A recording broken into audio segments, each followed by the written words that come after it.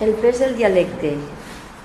Aquell mateix fervor patriòtic local de què parlaven abans va fer que al segle XV els valencians comencessin a designar el català que ells parlaven i escrivien, i era l'època d'Ausiàs Marc, del Tirant, de Jaume Roig, de Corella, amb el nom de llengua valenciana.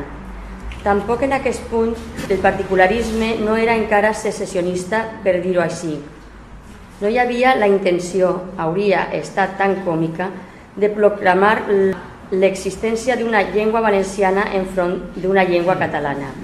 Una frase d'Antoni Canals del 1395 afirma que tradueix un llibre del llatí a la seva vulgada llengua valenciana, ja sia que altres l'haguen tret en llengua catalana. Podria fer-nos creure el contrari, però l'asseveració de Canals és desmentida pel seu propi escrit, redactat en un català absolutament normal i sense cap interferència dialectalitzant. És ben probable que la parla col·loquial dels valencians de l'edat mitjana presentés variants específiques. Eiximenis les exagerava en dir que aquesta terra ha llenguatge compost de diverses llengües que li són entorn i de cadascuna ha retingut so que millor li és. Ha lleixat los purs durs i purs malsonants vocable dels altres. Ha presos los millors.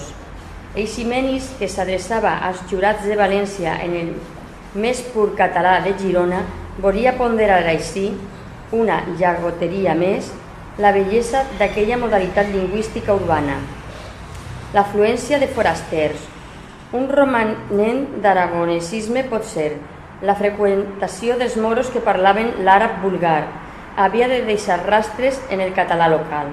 La immigració continuada de gent del Principat, en canvi, n'asseguraria la incorrupció. Valencians són, cal repetir-ho, una bona colla dels millors clàssics medievals de la llengua catalana, i si podem pensar en una punta d'artificiositat en l'idioma literari, els sermons de Sant Vicent Ferrer, en tenim reportacions literals, ens donen una mostra de l'idioma popular i quotidià que era d'una catalanitat total. Però el nom particularista, llengua valenciana, resultava escandalosament imprudent. A partir del 1500, el cultiu literari del català sofreix en terres valencianes un col·lapse gairebé mortal. Els intel·lectuals del país abandonen l'idioma propi i escriuen en castellà.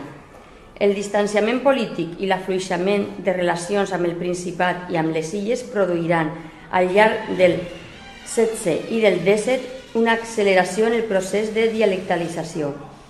Els castellanismes infecten la llengua diària i aleshores l'etiqueta de llengua valenciana pren un nou valor. Si en el XV no havia amagat cap propòsit sediciós, ara ja voldrà designar una ramificació regional de l'idioma comú. Con ser la misma que la catalana, escriu Escolano, se ha quedado esta montaraz y malsonante y la valenciana ha pasado a cortesana y gentil.